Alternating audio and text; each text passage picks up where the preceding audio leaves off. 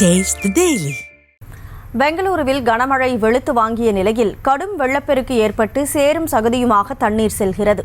மேலும் குடியிருப்புகளில் மழைநீர் புகுந்ததில் சிக்கியவர்களை மீட்கும் பணி தீவிரமாக்கப்பட்டுள்ளதை அடுத்து மக்கள் செய்வதறியாமல் தவிக்கும் நிலைக்கு தள்ளப்பட்டுள்ளனர். இது தொடர்பான காட்சிகளை தற்போது பார்க்கலாம்.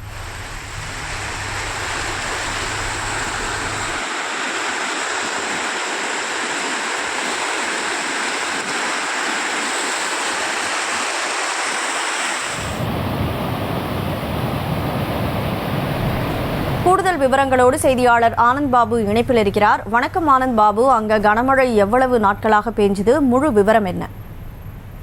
வணக்கம் கனிமொழி. கர்நாடக மாநிலத்தில் தொடர்ந்து 4வது நாளாக கனமழை கொட்டி தீர்த்து வருகிறது.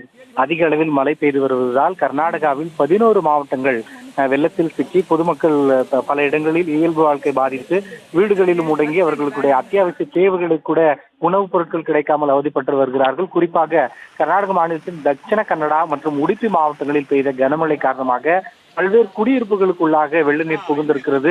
வீடுகளுக்கு முன்பாக நிறுத்தப்பட்டிருந்த 2 சக்கர வாகனங்கள் தண்ணீரில் அடித்து செல்லப்பட்ட சம்பவம் நடந்திருக்கிறது. உடுப்பி மாவட்டம் எப்ரி தாலுகாவில் உள்ள முத்ராடி பகுதியில் வெள்ளம் சூழ்ந்திருப்பதால் பொதுமக்கள் வீடுகளில் சிக்கியிருப்பதும் சிலர் வீட்டின் கூரைகள் மீதும் அமர்ந்திருக்கிறார்கள். வீட்டிற்கு முன்பாக அதிக அளவில் கனமழை சென்று கொண்டிருக்கிற சூழ்நிலையில் வருவாய்த்துறையினர், காவல்துறையினர் அவர்களை மீட்கும் பணியில் ஈடுபட்டிருக்கிறார்கள். கயிறு கட்டி அவர்களை அந்த வெள்ளப்பகுதிகளில் இருந்து அப்புறப்படுத்தும் பணியிலும் கூரை மீது அமைந்திருப்பவர்களை ஏணி அமைத்து அவர்களை அங்கிருந்து வெளியேற்றும் பணிகளில் ஈடுபட்டிருக்கிறார்கள்.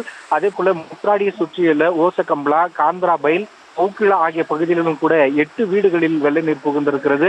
விவசாய நிலங்கள் முழுவதும் வெள்ள நீரால் மூழ்கடிக்கப்பட்டிருக்கிறது. தொடர்ந்து கனமழை பெய்து வருவதால் அப்பகுதியில் சிக்கிக்கூடிய பொதுமக்கள் மீட்பு பணிகளும் தீவிரமாக நடைபெற்று வருகிறது. இயல்பு வாழ்க்கை பாதிக்கப்பட்ட பகுதி மக்களுக்கு உணவுப் பொருட்கள், அத்தியாவசிய பொருட்களை கொண்டு செல்வதிலும் கூட அதிகாரிகளுக்கு தொடர் மழை காரணமாக சிக்கல் ஏற்பட்டிருக்கிறது. கூடுதல் விவரங்களுக்கு நன்றி ஆனந்த் பாபு.